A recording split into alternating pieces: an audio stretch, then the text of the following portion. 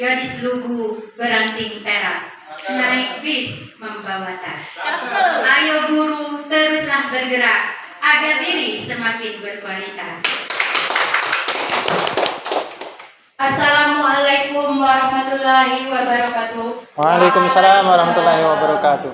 Salam sejahtera bagi kita semuanya. Yang terhormat Ibu Kepala Sekolah SD Negeri 14 Simpang Teritip, Ibu Rohaya SPD. Yang saya hormati Bapak Ibu Guru beserta staf SDN 14 Simpang Teritip yang saya banggakan. Puji syukur kehadirat Allah Subhanahu wa Ta'ala kita panjatkan karena kita masih diberi nikmat kesehatan dan kesempatan sehingga kita bisa berkumpul di Aula SDN 14 Simpang Teritip dalam acara kegiatan diseminasi modul 14 CGP angkatan ke-9. Mohon izin saya selaku pembawa acara untuk membacakan susunan kegiatan pada hari ini.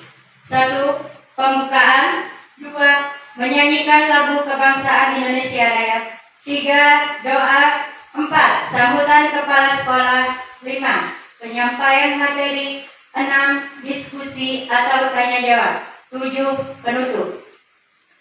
Baiklah Bapak Ibu yang berbahagia, mari kita buka acara dengan membaca lafaz basmalah. Bismillahirrahmanirrahim.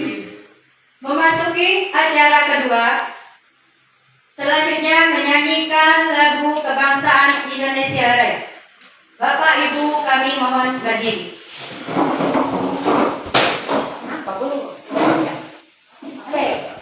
Boleh minum.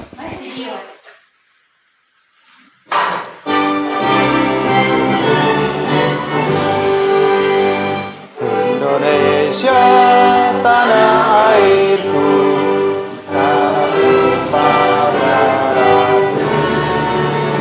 Di sanalah aku berdiri, jadi pandu ibuku.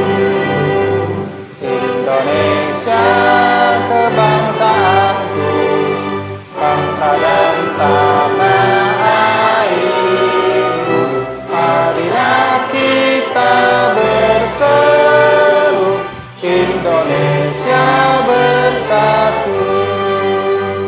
Hiduplah tanahku, hiduplah negeriku, bangsaku, rakyatku semuanya. Bangunlah jiwanya, bangunlah badannya untuk Indonesia Raya.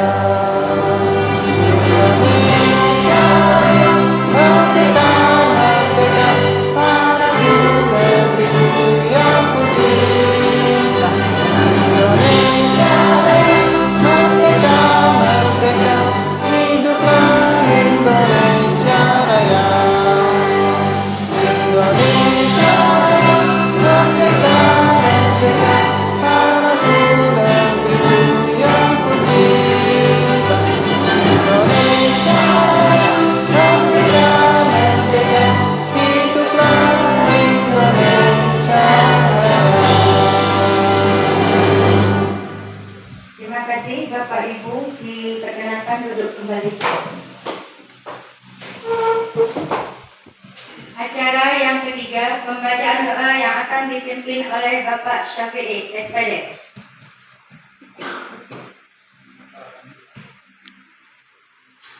Baiklah Bapak Ibu, untuk memulai kegiatan kita, marilah kita berdoa bersama-sama.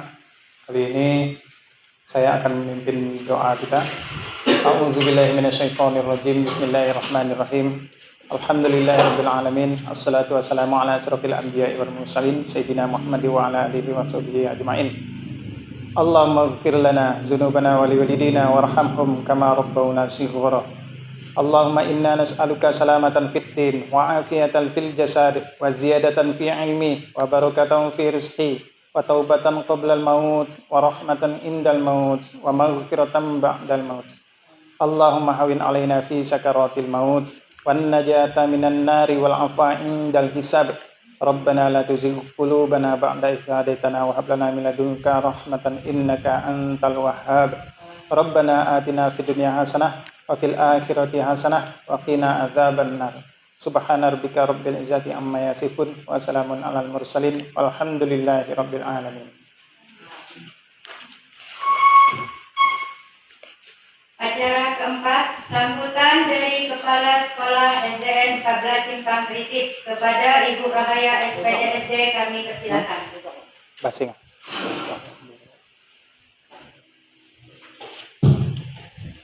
Assalamualaikum warahmatullahi wabarakatuh. Waalaikumsalam warahmatullahi wabarakatuh.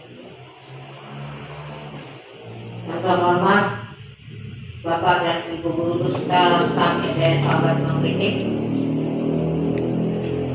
Yang saya hormati Bapak CGP yaitu Bapak Sapi. Syukur alhamdulillah ya, pada hari ini, pada siang ini kita mendapat kesempatan yaitu dalam agenda kegiatannya yaitu mengenai aksi nyata dari modul 1.4 yaitu tentang budaya positif. Yang ini akan disampaikan oleh Pak Sapi ini nanti mungkin hari ini juga. Dan saya berharap kepada guru-guru semuanya yang sudah memenuhi syarat untuk mengikuti CGP, kami harap mengikutilah jejak Pak Sapi ini biar sekolah kita ini bisa mungkin berubah di dalam pembelajarannya ke depannya, karena kita memang harus berubah dari sekarang kita berubah sampai ke depannya mengikuti apa yang sudah diprogramkan oleh pemerintah. Nah, di sini mungkin mengenai aksi nyata budaya positif yang akan dilaksanakan di sekolah kita ini. Contohnya misalnya bersih setiap hari itu sudah merupakan budaya positif juga. Setiap hari bersih, bukan hanya ada ketika ada dinas, besok ada surat hari ini misalnya dari dinas. Bapak Ibu kita bersih, itu bukan positif, bukan budaya positif berarti itu. Budaya positif itu seterusnya sudah membudaya di sekolah kita, tidak hanya ketika ada datang tamu baru mau bersih. Itu contoh dari budaya positif salah satunya yang harus kita kembangkan di sekolah kita ini. Untuk untuk perkembangan sekolah kita selanjutnya ke depannya, jangan sampai kita ketinggalan. Kami harap sekali kepada Bapak Ibu yang ada di sekolah SDN 14 Madrid ini mengikuti jejak Pak Sapi ini, mengikuti guru penggerak. Hanya itu yang saya sampaikan. Saya harap kepada Bapak untuk mempertimbangkannya apa yang saya ucapkan hari ini. Kemudian masih ada kesempatan di dalam untuk mengikuti guru penggerak yaitu angkatan 11 tanggal 30. Kepada Bapak Ibu kami harap sekali ya, jangan sampai nggak mau. Hanya itu yang saya sampaikan. Dan saya sarankan kepada Bapak Ibu, apabila ada perkataan saya yang salah, saya mohon maaf. Saya akhiri. Wabillahi taufiq wal hidayah. Wassalamualaikum warahmatullahi wabarakatuh. Waalaikumsalam warahmatullahi wabarakatuh. Demikianlah kata sambutan dari kepala sekolah kita, yang mana pesan yang dapat kita ambil tadi. Yang pertama, guru di sini kalau sudah cukup syaratnya ikut guru penggerak. Kemudian kedua, membudayakan kegiatan yang positif seperti bersih-bersih itu setiap hari beserta dengan semua warga sekolah. Mungkin demikian sambutan yang dapat kita ambil. Berikut acara kelima, menginjak ke acara inti yang kita tunggu-tunggu pada hari ini, yaitu penyampaian materi oleh guru penggerak atau calon guru penggerak. Kepada Bapak Sofi'i SPD kami persilakan. Baik, mohon izin Bapak Ibu. Assalamualaikum warahmatullahi wabarakatuh. Alhamdulillahirrabbilalamin. Assalatu wassalamu ala asrafil anbiya'i wal mursalin Sayyidina Muhammad wa ala alihi wa sahbihi ajma'in. Ibu Kepala Sekolah yang saya hormati, Bapak Ibu Guru serta pegawai yang saya hormati, terima kasih atas kesempatannya, atas izinnya Ibu Kepala Sekolah memberikan kesempatan untuk saya melaksanakan kegiatan diseminasi modul 1.4 ini, yang mana pada modul ini kita sedang mempelajari budaya positif. Jadi ini adalah suatu tugas yang saya dapatkan untuk menyebarluaskan pemahaman-pemahaman yang saya dapatkan selama mempelajari modul-modul di program Guru Penggerak ini. Baik Bapak Ibu, sebelum kita memulai kegiatan, Bapak Ibu sekalian, saya mohonkan untuk berdiri, kita ice breaking dulu. Berdiri.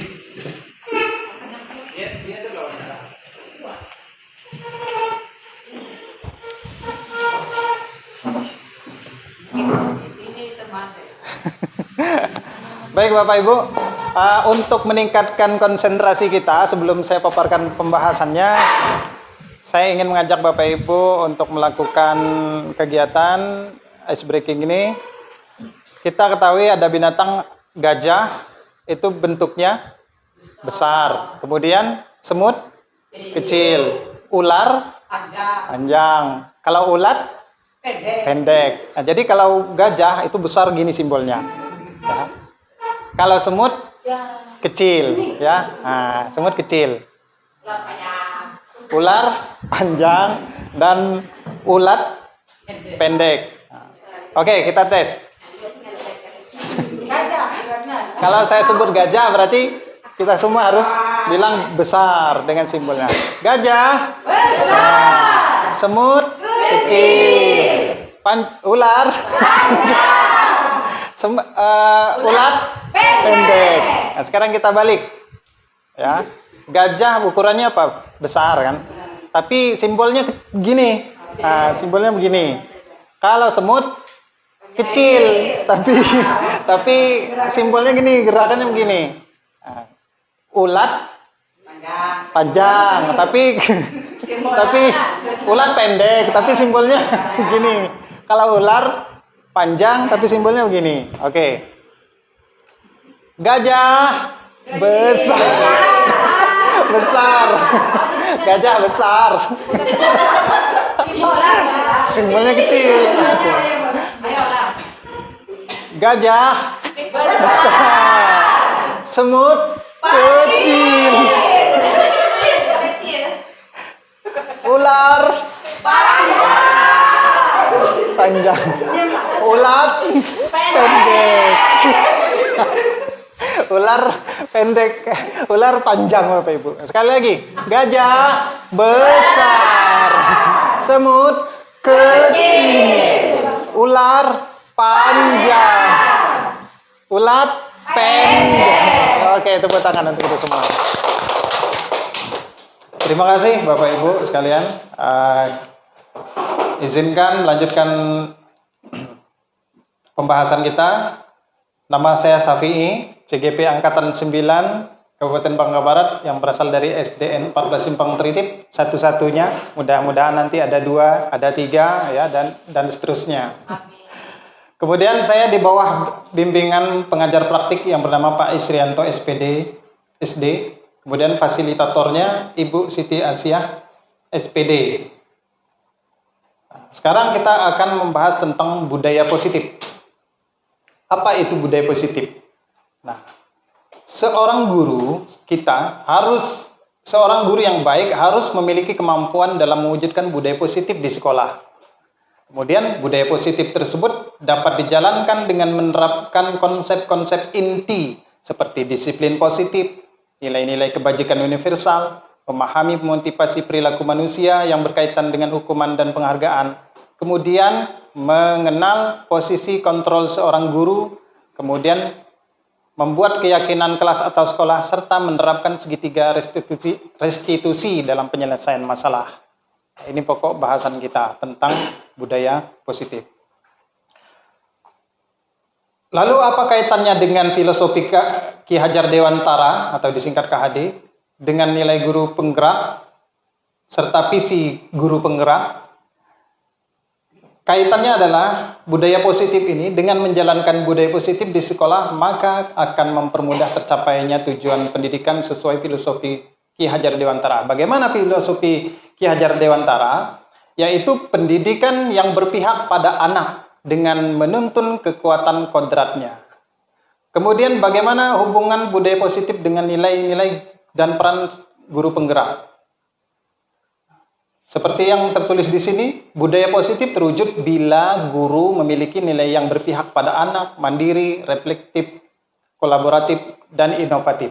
Nah, 5 nilai inilah yang harus dimiliki oleh seorang guru penggerak. Kemudian yang terakhir, kaitannya dengan visi guru penggerak. Untuk menciptakan budaya positif, maka kita harus melakukan langkah-langkah dalam bentuk yang harus kita bentuk dengan mewujudkan visi guru penggerak dan prakarsa perubahan. Tentunya sesuai dengan filosofi KHD tadi dan profil pelajar Pancasila. Selanjutnya ada pertanyaan pemantiknya di sini, setuju atau tidak setuju. Yang pertama, bahwa hukuman dapat mendisiplinkan anak. Setuju tidak setuju ya. Kemudian yang kedua, pemberian hukuman dengan hal positif seperti membaca atau membersihkan halaman sekolah dapat meningkatkan disiplin anak. Kemudian yang ketiga, memberi penghargaan dapat meningkatkan motivasi belajar anak. Ini adalah anggapan-anggapan yang selama ini kita jalankan ya, yang sudah kita jalankan, bahwa kita menganggap bahwa hukuman itu dapat mendisiplinkan anak, hukuman yang bersifat positif bisa meningkatkan kedisiplinan anak, kemudian memberikan penghargaan dapat memotivasi anak. Ini. Lalu ini adalah topik bahasan kita pada hari ini, ada 6. Yang pertama disiplin positif dan nilai-nilai kebajikan, kemudian teori motivasi tentang hukuman, penghargaan, dan restitusi. Kemudian kebutuhan dasar manusia dan dunia yang berkualitas. 5 posisi kontrol guru, pembuatan keyakinan kelas, dan segitiga restitusi. Kita masuk ke pembahasan yang pertama, yaitu disiplin positif dan nilai-nilai kebajikan universal. Kita lanjut, pembahasan yang pertama, disiplin positif dan nilai-nilai kebajikan universal. Disiplin dalam bahasa Latin sebenarnya itu disiplina, artinya adalah belajar. Jadi artinya adalah belajar. Jadi dengan perubahan paradigma, maka disiplin ini sering kita kenal dengan taat aturan. Ya, disiplin adalah taat aturan. Kemudian sesuatu yang dilakukan seseorang pada orang lain untuk mendapatkan kepatuhan. Disiplin positif, hal yang kita lakukan untuk menciptakan peserta didik yang memiliki disiplin diri. Jadi disiplin diri atas kesadaran diri. Penerapan disiplin yang mengajarkan anak bertanggung jawab dan menumbuhkan kesadaran diri berdasarkan nilai-nilai kebajikan. Kemudian dapat membuat murid memahami dan sadar berdasarkan motivasi internal, motivasi dari dirinya sendiri. Artinya bukan karena paksaan atau bukan karena tuntutan segala macam. Bahkan bukan karena ingin mendapat pujian dan sebagainya. Bisa kita contohkan, kita menggenggam tangan, itu ada sebuah kertas, misalnya kertas penting yang kita pegang. Siapa yang bisa membuka genggaman tangan kita ini? Teman-teman tentu berusaha ada yang berusaha menarik tangan kita dengan sekuat tenaga, kemudian ada yang membujuk kita, ada yang merayu kita, kemudian ada yang mengancam kita, bukai tangan, buka tangannya. Ataupun ada yang bahkan menyogok ya, supaya kita bisa membuka tangan kita. Padahal untuk membuka tangan ini hanya perlu kesadaran dari orang yang menggenggam tangannya itu. Ini tentang disiplin positif. Arahnya adalah arahan lebih ke kesadaran kita. Kemudian berikutnya nilai-nilai kebajikan universal. Nilai-nilai kebajikan adalah sifat-sifat positif manusia yang merupakan tujuan mulia yang ingin dicapai setiap individu. Nilai-nilai kebajikan yang ingin dicapai oleh setiap anak Indonesia kita kenal dengan profil pelajar Pancasila. Ada 5 dimensi profil pelajar Pancasila. Beriman bertakwa, kemudian ada mandiri, bernalar kritis, kreatif, bergotong royong, dan berkebinekaan global. Kemudian yang kedua, tentang motivasi perilaku manusia. Teori motivasi perilaku manusia untuk menghindari ketidaknyamanan atau hukuman. Apa yang akan terjadi apabila saya tidak melakukannya? Jadi selalu ada faktor luar yang mempengaruhi diri seseorang untuk mendapatkan imbalan dari orang lain, institusi atau institusi. Misalnya mendapat imbalan dari sekolah, dapat imbalan dari guru. Apa yang akan saya dapatkan apabila saya melakukannya? Kemudian untuk menghargai diri sendiri, saya akan menjadi orang yang seperti apa bila saya melakukannya. Jadi teori motivasi ini, dia ada teori motivasi yang terpengaruh oleh luar dan ada motivasi dari dirinya sendiri. Kira-kira yang pertama ini motivasi dari mana Bapak Ibu? Dari luar. Kemudian yang kedua? Dari dalam. Dari luar. Dan yang dari dalam. Jadi ada eksternal dan internal. Kita lihat. Nah, ya, benar sekali. Jadi ini adalah pengaruh dari luar, motivasi eksternal, dan ini adalah motivasi internal. Selanjutnya, motivasi internal inilah tujuan dari diterapkannya disiplin positif ini. Jadi kita disiplin positif ini tujuannya adalah untuk menyadarkan seseorang, untuk memunculkan motivasi seseorang melakukan sesuatu itu atas kesadarannya sendiri. Selanjutnya, bentuk-bentuk program kebajikan, ada beri pengakuan secara khusus, dan seterusnya. Ini adalah contohnya, contoh pengakuan atau apresiasi ketika seseorang melakukan sesuatu. Pembuka, kemarin saya perhatikan, nilai kebajikannya apa? Rasa empatimu seperti apa? Rasa empatimu besar sekali. Situasinya pada saat menolong siswa baru di kelas kita. Terima kasih ya untuk rasa tanggung jawabmu pada saat kamu memungut kertas-kertas yang berserakan di lantai. Ini apresiasi, bentuk apresiasi terhadap di dalam usaha kita untuk membentuk budaya yang positif. Selanjutnya tentang hukuman, konsekuensi, penghargaan, dan restitusi. Apa itu hukuman? Hukuman adalah sesuatu tindakan yang didapatkan seseorang atas pelanggaran yang dia lakukan. Jadi tindakan terhadap suatu pelanggaran pada umumnya berbentuk hukuman atau konsekuensi. Sering kita lakukan di sekolah juga seperti itu. Kita memang fokus ke sekolah hari ini, Bapak Ibu. Hukuman atau konsekuensi. Di sini ada tabel pertanyaan, ada tabel tentang tindakan guru. Kita lihat ini termasuk hukuman atau konsekuensi agar kita mengetahui, lebih memahami tentang hukuman, mana yang dinamakan hukuman, mana yang disebut konsekuensi. Atau yang selama ini kita lakukan adalah hukuman atau konsekuensi. Yang pertama, tindakan guru mencatat, ini tindakan guru kepada siswa, mencatat 100 kali di dalam buku dengan kalimat, saya tidak akan terlambat lagi, karena dia melakukan terlambat misalnya. Ini hukuman atau konsekuensi menurut Bapak Ibu? Hukuman. Kemudian lari mengelilingi lapangan basket 2 kali karena terlambat hadir di sekolah. Kamu terlambat terus. Ayo, lari keliling lapangan basket ini. Itu adalah hukuman. Kemudian murid diminta untuk push up 15 kali karena tidak menggunakan masker ke sekolah. Hukuman. Kemudian menggantikan kertas tugas teman yang telah dicoret-coret. konsekuensi.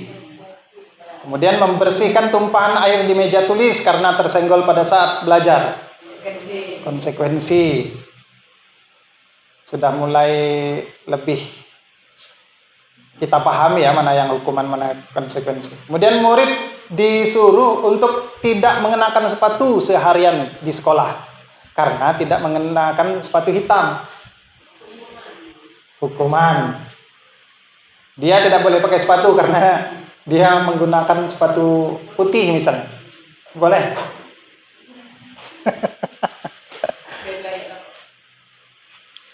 Cak lagi.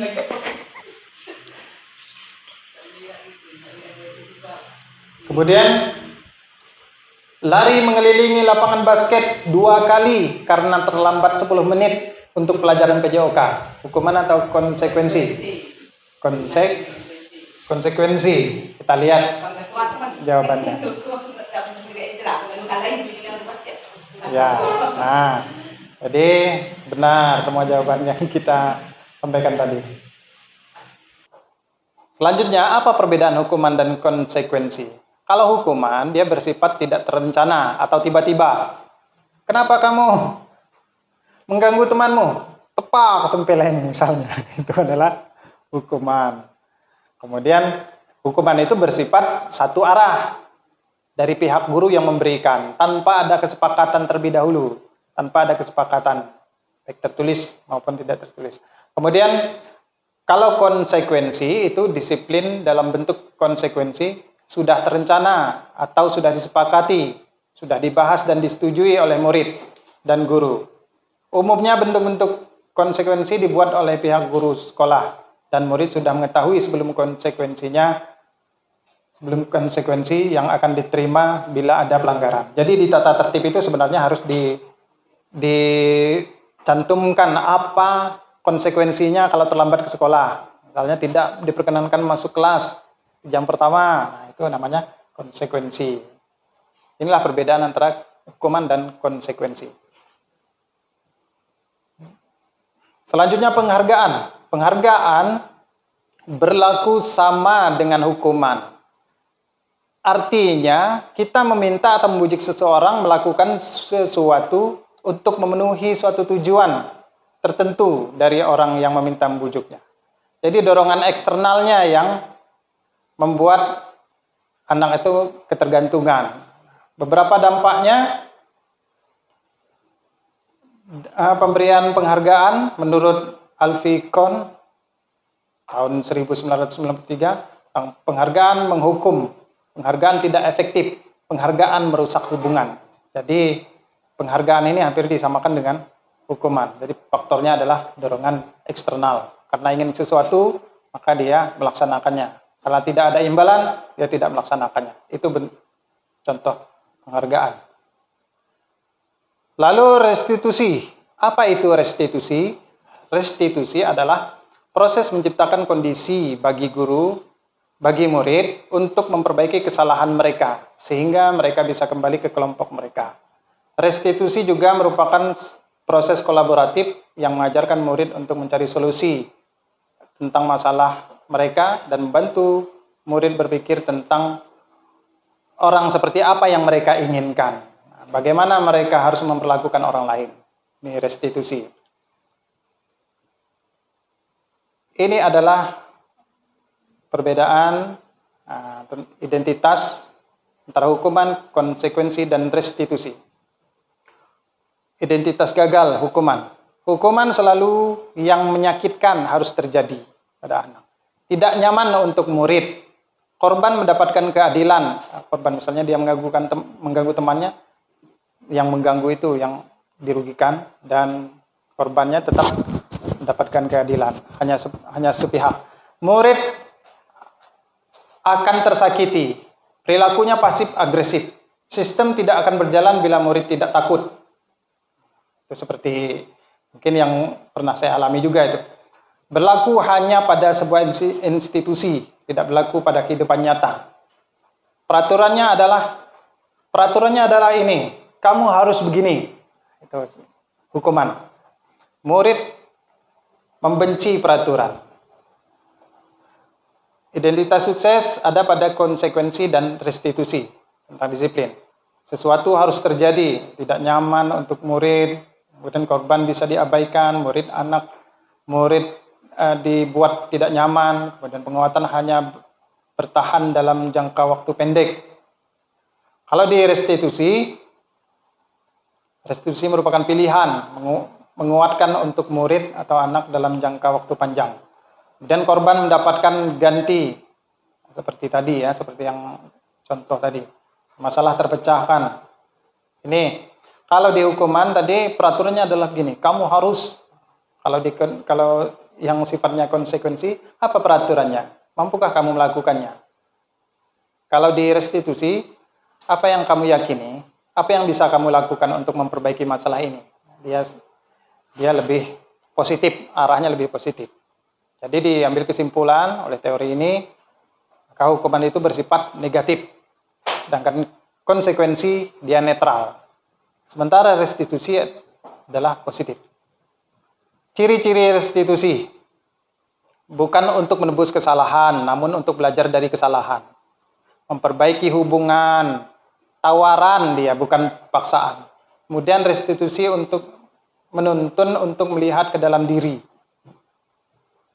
Kemudian berfokus pada karakter, bukan tindakan, dan seterusnya. Ini ciri-ciri restitusi. Selanjutnya kita akan bahas tentang kebutuhan dasar manusia. Kebutuhan dasar manusia adalah segala sesuatu yang kita lakukan untuk mendapatkan apa yang kita inginkan. Segala sesuatu yang kita lakukan untuk mendapatkan apa yang kita inginkan. Seluruh tindakan yang kita lakukan memiliki tujuan tertentu. Dan semua usaha terbaik yang kita lakukan adalah dalam rangka agar kebutuhan dasar kita terpenuhi. Lalu apa saja kebutuhan dasar manusia? 5 kebutuhan dasar manusia. Yang pertama, bertahan hidup. Kemudian kebebasan, dia merasa harus memiliki kebebasan. Kemudian penguasaan, dia harus memiliki kuasa. Kasih sayang dan rasa terima kasih, serta kesenangan. Inilah kebutuhan dasar manusia pada pelajaran budaya positif ini. Apa saja lingkup kebutuhan dasar manusia? Contohnya yang bertahan hidup, makan, rumah, keamanan, kesehatan. Ini adalah untuk bertahan hidup. Kasih sayang, rasa diterima, dipedulikan, berbagi, menjadi bagian dari kelompok. Dan yang kedua, penguasaan diri, harga diri, bukan penguasaan diri. Penguasaan ini dia memiliki harga diri, keinginan dianggap, kemudian memimpin, ingin diakui, dan didengar. Keempat, kebebasan, mandiri, memiliki pilihan, mencoba hal baru. Kesenangan, bermain, humor, antusiasme, tertawa. Inilah lingkup 5 kebutuhan dasar manusia. Yang selanjutnya pembahasan kita adalah tentang posisi kontrol seorang guru. Ada 5 posisi kontrol seorang guru. Yang pertama hukuman. Kemudian penghukum maksudnya. Posisi kontrol sebagai penghukum. Kemudian pembuat orang merasa bersalah. Pemantau. Dan yang mengambil posisi teman. Dan manajer. Inilah 5 posisi kontrol seorang guru. 5 posisi kontrol guru. Yang pertama penghukum. Bagaimana guru yang penghukum itu? Seorang penghukum bisa menggunakan hukuman fisik maupun verbal. Baik melakukan hukuman fisik maupun ucapan. Kemudian pembuat merasa bersalah. Jadi guru mengambil posisi sebagai pembuat merasa bersalah. Pada posisi ini biasanya guru akan bersuara lebih lembut. Ibu sangat kecewa sekali dengan kamu. Jadi membuat anak itu merasa bersalah. Posisi kontrol yang ketiga, pemantau. Memantau artinya mengawasi. Pada saat kita mengawasi, kita bertanggung jawab atas perilaku orang-orang yang kita awasi. Apa yang telah kamu lakukan? Sanksi apa? Sanksi atau konsekuensinya apa? Jadi ini pemantau. Seperti yang kita lakukan di sekolah juga, Bapak Ibu. Kamu tadi kenapa?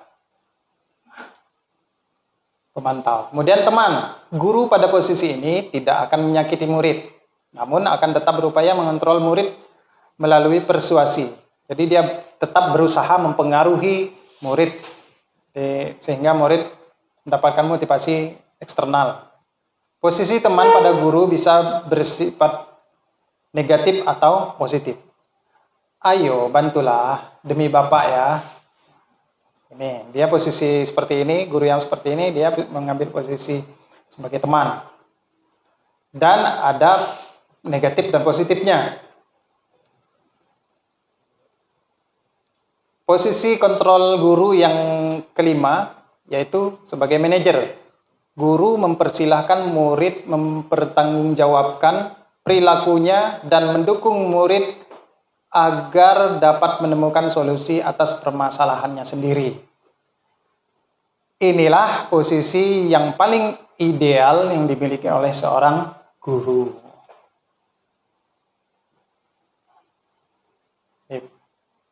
Tabel tentang identitas, kegagalan dan keberhasilan, posisi kontrol seorang guru. Menghindari hukuman, motivasinya kontrol dari luar, dan kontrol diri. Penghukum dan pembuat orang merasa bersalah. Guru berbuat, menghardik, menunjuk-nunjuk, menyakiti, menyindir. Ini biasa yang dilakukan oleh guru yang mengambil posisi kontrol penghukum. Kemudian pembuat orang merasa bersalah, berceramah dan mengatakan seharusnya gini, ibu kecewa dengan ini. Sedangkan yang teman, perbuatan gurunya begini, membuatkan alasan-alasan untuk muridnya. Dan pemantau, menghitung dan mengukur. Sedangkan manajer mengajukan pertanyaan-pertanyaan. Bisa dibaca Bapak Ibu ya.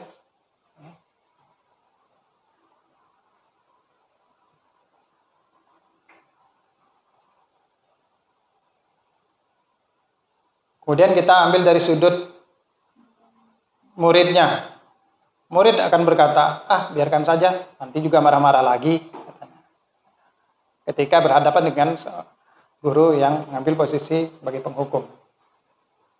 Kemudian ketika berhadapan dengan guru pembuat rasa bersalah, dia akan mengatakan, maafkan saya.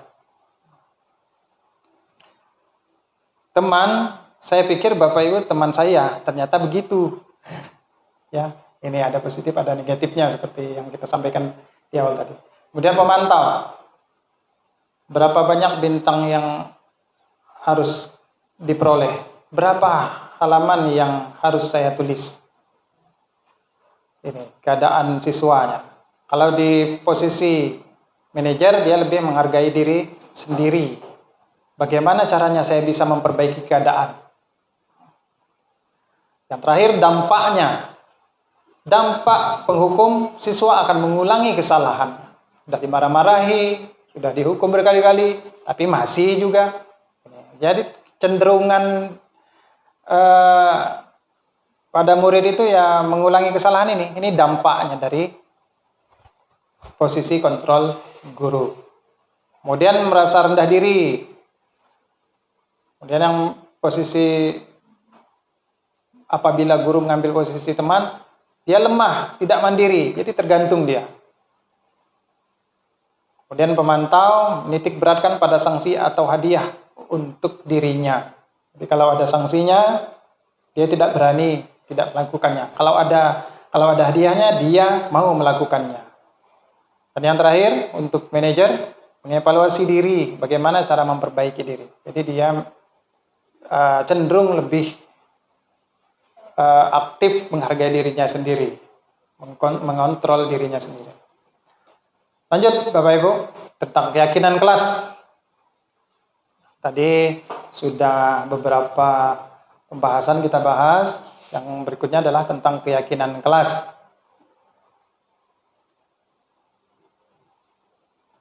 Mengapa harus keyakinan kelas? Mengapa tidak peraturan saja? Mengapa kita memiliki peraturan harus menggunakan helm bila mengendarai kendaraan roda 2? Ini pertanyaan untuk kita semua. Kira-kira Bapak Ibu mengapa ada peraturan harus menggunakan helm ketika mengendarai sepeda motor? Menurut Bapak Ibu? Supaya ketika terjatuh, kepala tidak terbentur atau pecah. Kalau menurut Ibu Ratna?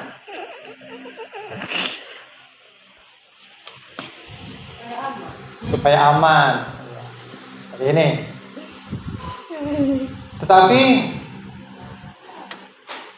biasanya, jadi ketika harus memakai helm, karena kalau kita melakukan sesuatu itu karena akan ada hukumannya, maka kita cenderung ketika kita tidak akan berhadapan dengan hukuman tersebut, kita tidak menggunakannya. Begitupun ketika kita di sekolah. Jadi bukan atas kesadaran diri kita. Kalau kesadaran diri kita kan, oh saya harus memakai helm. Seperti itu kira-kira Bapak Ibu. Jadi lebih memunculkan motivasi diri kita. Kemudian untuk mendukung motivasi intrinsik, ini motivasi dari dalam diri kita, kembali ke nilai-nilai keyakinan lebih menggerakkan seseorang dibandingkan mengikuti serangkaian peraturan-peraturan. Ya seperti itu. Kalau kita hanya berpaku pada peraturan, tidak atas keyakinan kita untuk keselamatan, maka ketika tidak ada polisi, kita tidak menggunakan helm. Begitu juga siswa, oh tidak ada guru ini. Maka dia iya. Betul. Jadi itu. Kita pelan-pelan pelajari. Saya juga ini sedang mendalami ini. Pembuatan keyakinan kelas. Nah, keyakinan kelas. Bapak Ibu tentu punya peraturan di kelasnya masing-masing. Ya, saya juga punya peraturan. Baik itu peraturan secara tertulis maupun peraturan tidak tertulis. Di sini kita dikenalkan dengan keyakinan kelas. Dalam keyakinan kelas ini, guru berperan dalam mewujudkan berbentuknya keyakinan kelas dengan adanya kesepakatan antar guru dan siswa. Keyakinan kelas berupa pernyataan universal yang mudah diingat, dipahami, dan harus diterapkan dalam lingkungan sekolah. Peraturan, ini peraturan. Selalu kembalikan buku ke tempatnya, ini peraturan kelas misalnya. Keyakinan yang dapat diambil dari peraturan ini adalah rasa tanggung jawab. Dilarang mengganggu orang lain. Kita meyakini bahwa ketika kita tidak mengganggu orang lain, berarti kita menghormati orang lain. Dilarang menggunakan narkoba. Itu gunanya untuk kesehatan. Jadi manfaatnya ini yang harus kita yakini, yang menjadi dasar kita melakukan suatu tindakan atau tidak melakukan suatu tindakan. Kemudian jangan berlari di kelas atau koridor. Ini keyakinannya adalah untuk keselamatan dan keamanan. Berikut ini adalah contoh keyakinan kelas yang saya temui di internet. Keyakinan kelas, sudah hadir tepat waktu. Bahwa dengan hadir tepat waktu berarti anak-anak meyakini bahwa dia bertanggung jawab atau disiplin. Kemudian berdoa sebelum dan sesudah belajar, seterusnya. Ini contoh keyakinan kelas yang lain yang dibuat, dan ini juga harus kita buat di kelas kita untuk menumbuhkan budaya positif di sekolah kita. Yang terakhir, ini pembahasan yang terakhir Bapak Ibu, tentang segitiga restitusi. Ini strategi segitiga restitusi. Skemanya seperti ini.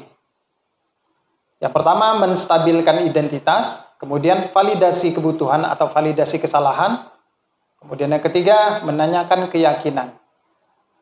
Segitiga restitusi ini merupakan teori kontrol yang ditawarkan untuk kita gunakan di dalam menangani permasalahan siswa. Ini gunanya untuk kita menggunakan teori ini, segitiga restitusi ini, strategi ini untuk menangani permasalahan yang ada pada siswa. Stabilkan identitas. Ini kata-katanya ya, setiap orang pasti pernah melakukan kesalahan. Kamu bukan satu-satunya yang pernah melakukannya. Kemudian kita lanjutkan ke validasi kesalahan atau kebutuhan. Kamu tentu punya alasan mengapa melakukan itu, dan seterusnya.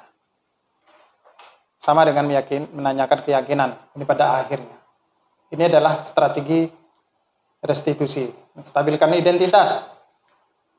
Gunanya untuk apa? Untuk membuat anak yang merasa gagal karena berbuat salah menjadi positif terhadap dirinya. Misalnya, berbuat salah itu hal yang manusiawi. Kita pasti bisa menyelesaikan permasalahan ini. Jadi kalau yang guru mengambil posisi sebagai penghukum, maka dia akan cenderung akan menghukum siswa dengan cara spontan. Jadi di dalam budaya positif itu ditawarkan segitiga restitusi untuk dijalankan di sekolah. Selanjutnya, validasi kesalahan. Langkah yang kedua ini dari segitiga restitusi tadi. Membantu siswa mengenali kebutuhan dasar yang ingin dipenuhi ketika ia melakukan kesalahan. Segala tindakan, segala perilaku itu tentu punya alasan dari anak itu. Jadi, alasan tersebut adalah untuk memenuhi kebutuhan dasarnya tadi. Dia ingin berkuasa, ingin kekuasaan, tidak ingin diremehkan, maka dia bertindak seperti apa. Ini kita validasi. Kamu pasti punya alasan mengapa melakukannya. Maukah kamu belajar cara lain untuk mendapatkan yang kamu butuhkan tanpa harus memukul? Misalnya ini untuk siswa yang berkelahi misalnya. Yang ketiga, menanyakan keyakinan.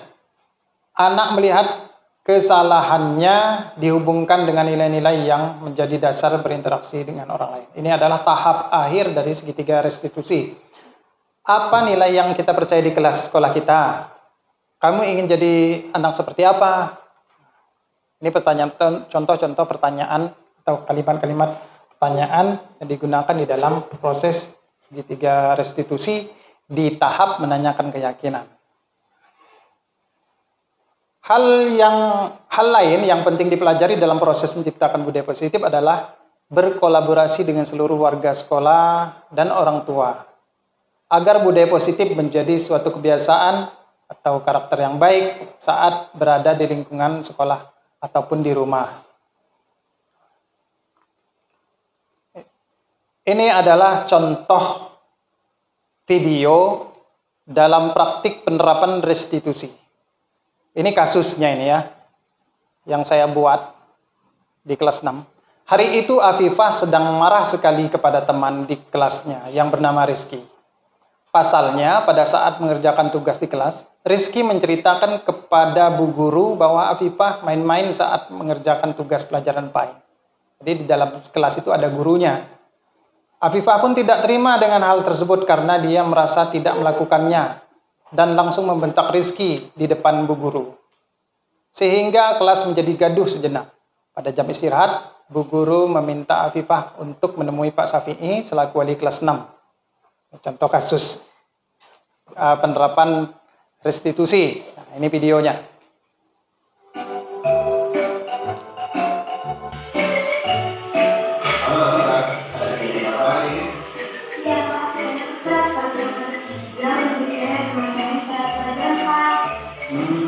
Iya.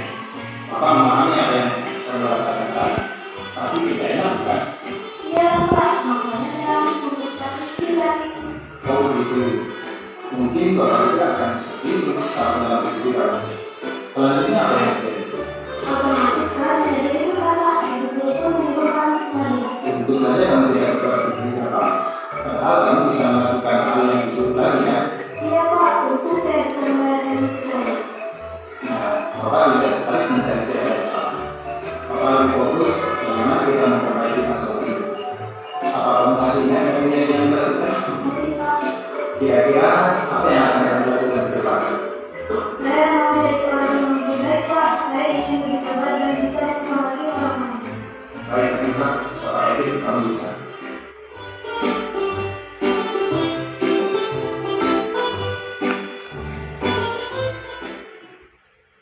Baik, Bapak Ibu, itu adalah video singkat tentang contoh praktik penerapan restitusi tadi.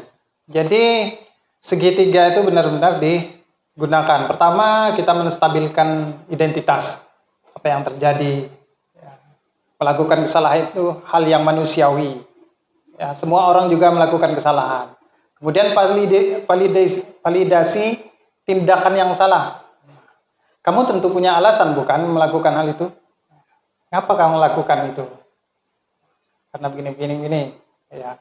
Kalau Bapak seperti kamu juga mungkin akan melakukan hal yang sama. Sekarang coba kamu masih ingat tidak dengan keyakinan kelas kita pada akhirnya ya? Keyakinan kelas kita harus menghormati orang lain, menghargai orang lain. Kira-kira keyakinan mana yang sedang tidak kamu laksanakan hari itu? Nah, dia jadi berusaha untuk menyadari dirinya sendiri. Kemudian apa yang bisa kamu lakukan untuk memperbaiki masalah ini? Ya, jadi dia punya pemikiran, oh saya berarti harus lebih menghargai orang lain. Seperti itu kira-kira. Bapak Ibu, jadi itu adalah bagian terakhir dari materi kita, pokok materi kita. Selanjutnya kita akan tanya jawab langsung. Ya. Menurut Bapak Ibu, budaya positif apa yang sudah kita terapkan di sekolah kita?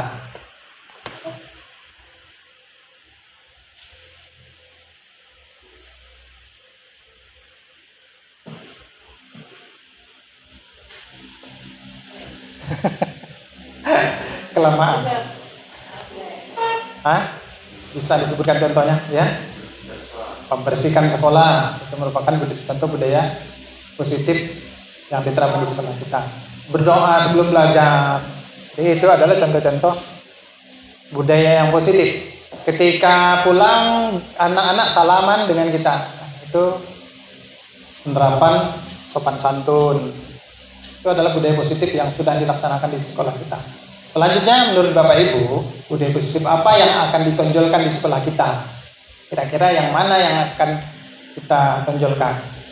Mungkin kita sepakat seperti karena kita sekolah kita adalah di Wiyata, maka kebersihan, itu budaya bersih-bersih itu harus kita jalankan.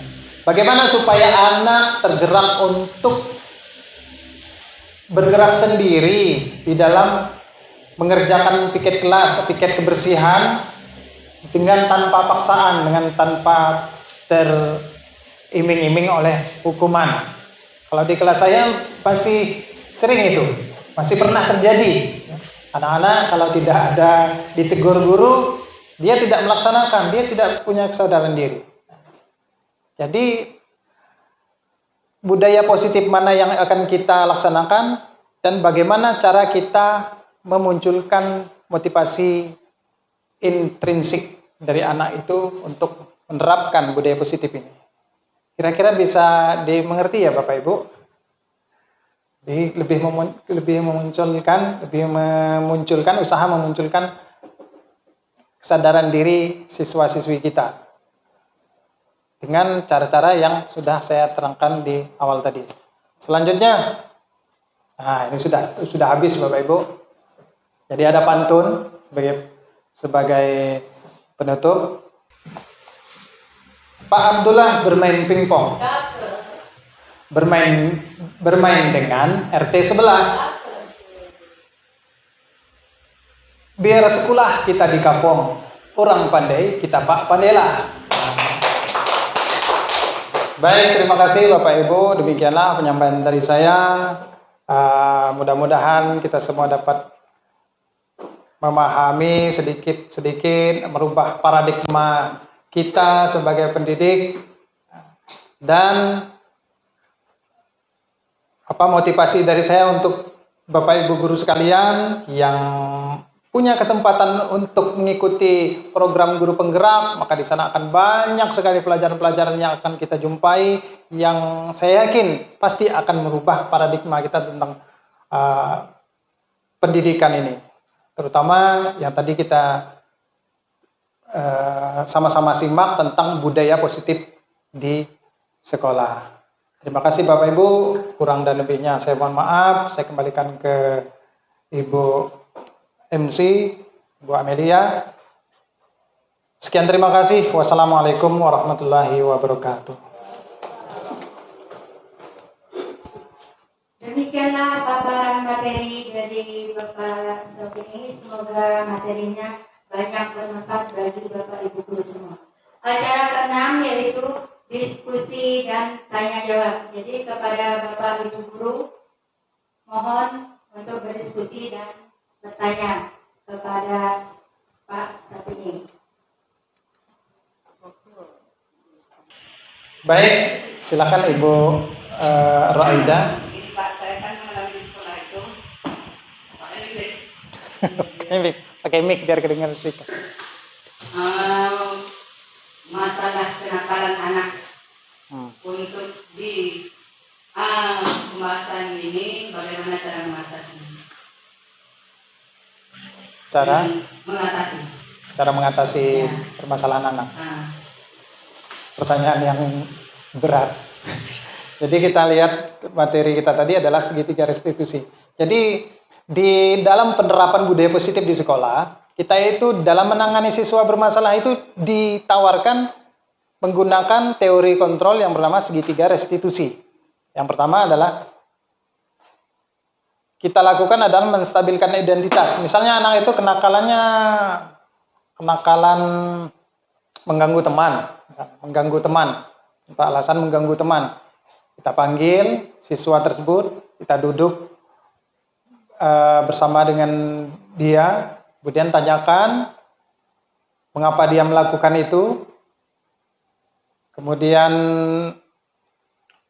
kita jelaskan bahwa semua orang mungkin punya kesalahan. Jadi kita harus mencoba melakukan pendekatan dengan menanyakan, lebih memperhatikan anak tersebut, anak yang melakukan kesalahan tersebut. Kamu bukan satu-satunya yang pernah melakukan ini. Dan orang lain juga pernah. Tapi ada langkah yang kedua. Validasi kesalahan, validasi kebutuhan. Adakah cara lain yang efektif yang bisa kamu lakukan untuk mendapatkan yang kamu butuhkan? Jadi anak melakukan kenakalan, misalnya dia mengganggu temannya, dia tentu punya alasan dan ada sebuah kebutuhan yang harus dia dapatkan. Apakah dia ingin dianggap berkuasa, misalnya ingin dianggap garang. Nah, kita tanyakan, adakah cara lain yang lebih efektif untuk mendapatkan apa yang kamu butuhkan? Kemudian yang berikutnya kita tanyakan keyakinan. Jadi keyakinan kelas itu memang harus kita buat di peraturan kelas. Kemudian keyakinan kelas diawali dengan keyakinan kelas itu. Keyakinan kelas itu dibuat dengan kesepakatan dengan siswa-siswi kita di kelas itulah. Kalau yang kelas, terutama yang kelas sudah tinggi. Kalau yang kelas ini mungkin agak rumit. Tetapi tetap harus diusahakan agar terjadi kesepakatan. Ini kan sudah kita sepakati. Kita harus saling menghargai. Kita harus saling menghormati. Kira-kira nilai-nilai kesepakatan yang mana yang sedang tidak kamu laksanakan di kelas kita? Seperti contoh di video tadi kan, Afifah itu dia sedang tidak menghargai orang lain, baik ada ibu gurunya di sana. Jadi kita berusaha untuk memunculkan motivasi dari dalam dirinya, kesadarannya. Oh, ternyata saya sudah melakukan hal yang tidak semestinya. Kedepannya saya harus menjadi orang yang seperti ini. Kira-kira begitu Ibu Raida? Ya, silakan Ibu. Terima kasih. Assalamualaikum warahmatullahi wabarakatuh. Waalaikumsalam warahmatullahi wabarakatuh. Yang ingin saya tanyakan, tadi kan kita ingin membuat anak itu ada dorongan dari diri sendiri. Nah, kiat-kiat apa saja yang bisa kita lakukan agar anak itu bisa melakukan sesuatu yang memang sedang dilakukan atau sedang dibutuhkan itu dari dirinya, bukan dari hukuman atau dari paksaan. Terima kasih. Assalamualaikum warahmatullahi wabarakatuh. Baik, Waalaikumsalam warahmatullahi wabarakatuh. Jadi yang kita butuhkan yang pertama itu adalah keyakinan kelas kita atau keyakinan sekolah. Kita ajak anak-anak tersebut untuk membuat kesepakatan di kelas kita itu. Kita buat sama-sama untuk kesepakatan, mereka kita suruh nulis kira-kira kita inginnya seperti apa, lalu kita terima usulan-usulan dari mereka, kita simpulkan dalam bentuk keyakinan kelas, semacam peraturan kelas, tetapi dia lebih bentuknya kesepakatan, jadi bukan hanya guru yang membuat itu, tetapi dengan anak-anak. Jadi kita selalu berusaha untuk membudayakan hal-hal yang positif, termasuk di dalam menangani permasalahan siswa tadi. Dalam menangani permasalahan siswa. Jadi kita harus mengambil posisi kontrol guru, yang ideal itu adalah manajer. Jadi dari guru, bagaimana kita berusaha untuk menjadi seorang manajer yang tentunya beda dari cara-cara yang dilakukan oleh guru yang mengambil posisi penghukum, pembuat orang bersalah, ataupun teman dan pemantau. Karena yang paling ideal itu adalah posisi kontrol guru, manajer. Jadi kita harus mengenal, memahami tentang nilai-nilai di dalam budaya positif ini. Di antaranya adalah posisi kontrol guru, yaitu manajer, kemudian pembuatan keyakinan kelas, di dalam penanganan siswa itu harus menggunakan restitusi, segitiga restitusi. Kemudian di awal tadi kita harus mengenal kebutuhan dasar manusia. Mungkin itu saja yang bisa saya sampaikan. Ibu. Terima kasih Bapak Ibu. Sekian saja. Demikianlah diskusi kita tadi, atau dari Ibu Kepala Sekolah ada yang ingin ditambahkan, kami silakan. Ini ya Bapak Ibu mengenai keyakinan kelas. Keyakinan kelas ini kita misalnya di sini berdiri seorang guru misalnya ada. Tanyakan untuk membuat keyakinan kelas seperti ini. Misal tulis di karton atau tempat tulis. Misalnya mapel mau apa kita, misalnya untuk depan kita disiplin, misalnya disiplin itu banyak. Disiplin masuk, jangan keluar masuk tanpa alasan dari kelas, misalnya. Kemudian tanya lagi dengan anak yang satu, misalnya kesepakatan dari Habibah, misalnya apa? Ngomong yang terpuji maksudnya. Tulis, nanti kesepakatan kita, kelas kita tidak boleh lagi ngomong yang tidak senonoh, misalnya. Ditulis. Jadi ketika anak-anak tuh ngomong yang senonoh, ini lihat kesepakatan kelas kita, apa kesepakatan kelas kita tadi. Itu Bapak Ibu. Misalnya ada yang kesepakatannya tidak nakal lagi di kelas, tidak mau teman, tulis di situ di kertas karton untuk jadi dokumen. Dan jadi ketika anak-anak itu bertingkah, bacakan, lihat. Ya Bapak Ibu, mungkin dari situ mungkin nanti anak-anak itu akan berubah sedikit, mudah-mudahan berubah. Jangan sampai tidak berubah anak-anak kita, karena kita di sini kurikulum Merdeka ini juga berubah untuk yang terbaik ke depannya, dari daerah belajarnya atau segala macamnya, dari omongannya, bahasanya. Yang penting itu berubah yang terbaik untuk kita. Hanya itu Bapak Ibu yang saya sampaikan.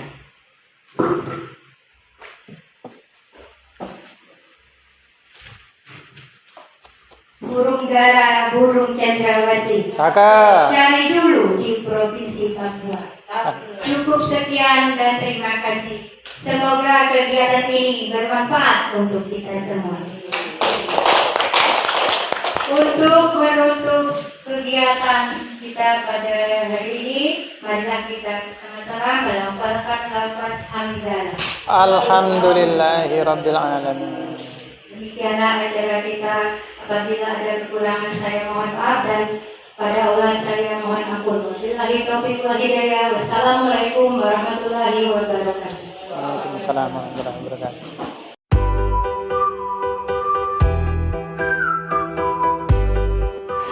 Assalamualaikum warahmatullahi wabarakatuh.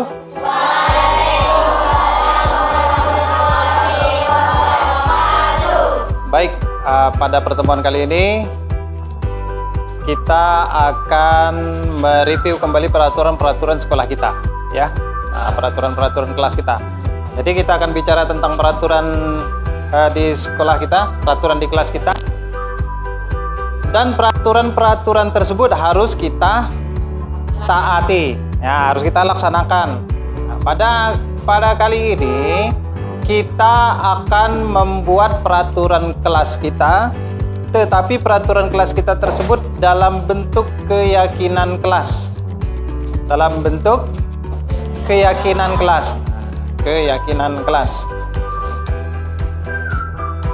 Buat dalam bentuk keyakinan kelas. Peraturannya kita buat dalam bentuk keyakinan kelas. Jadi lebih diarahkan kepada kesepakatan. Jadi peraturan itu kita yang menyepakati keyakinan kelas. Keyakinan kelas ini harus kita laksanakan. Bagaimana caranya kita menyusun keyakinan kelas kita tersebut? Akan Bapak bagikan ini, ya, sticky note, bukan alpin note, sticky note.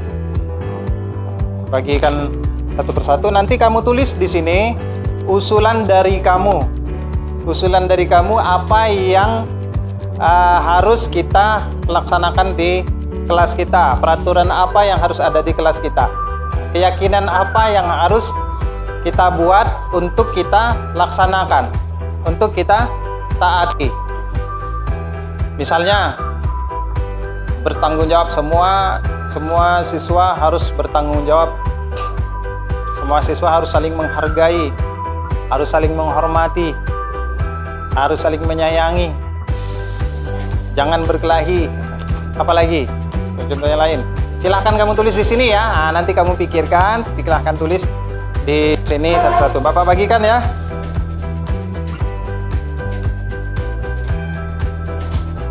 Warna pink Pak Ada.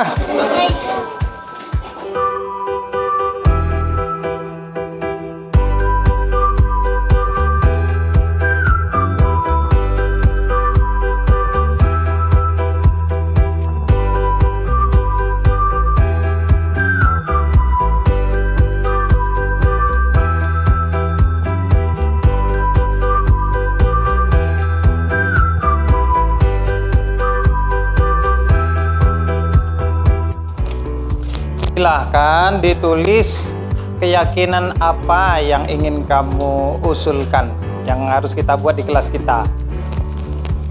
Yuk, silahkan ditulis. Bapak beri waktu 5 menit.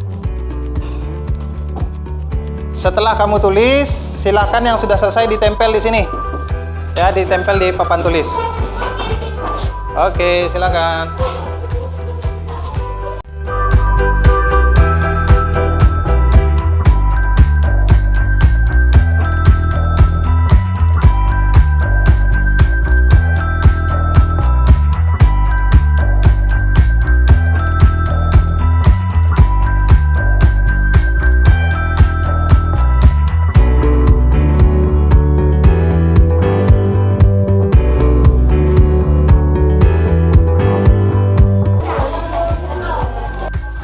Baik, jadi sudah ditempel semua ya.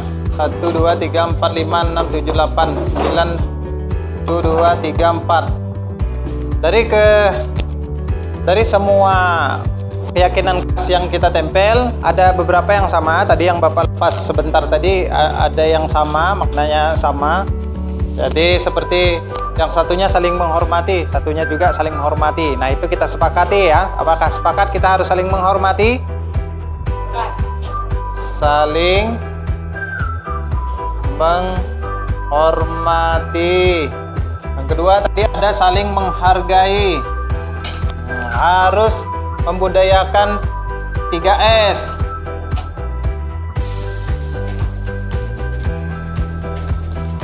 Senyum, sapa, salam. Membuang sampah pada tempatnya. Kemudian harus menuruti peraturan sekolah. Disiplin. Harus disiplin. Istilah lainnya adalah disiplin. Kemudian membersihkan kelas, membuang sampah pada tempatnya, melaksanakan piket kelas.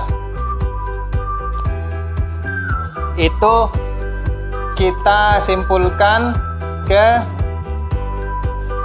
menjaga kebersihan kelas, menjaga kebersihan kelas, laksanakan tanggung jawab, bertanggung jawab.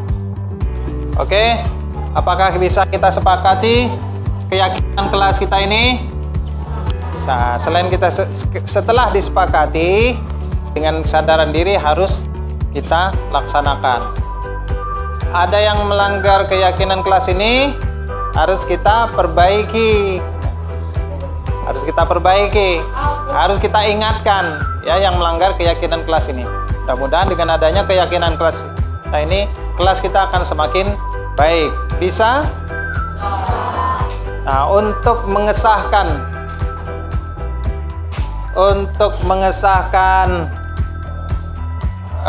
keyakinan kelas ini, kita ucapkan basmalah ya. Bismillahirrahmanirrahim.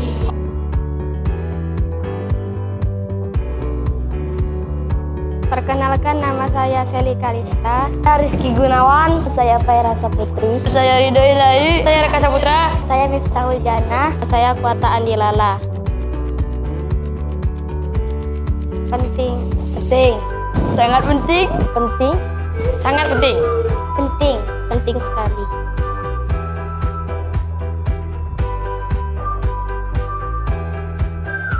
Supaya kita lebih bertanggung jawab. Supaya saling menghormati. Supaya lebih disiplin lagi. Supaya kita semakin disiplin. Supaya kita saling menghormati. Untuk membiasakan perilaku baik.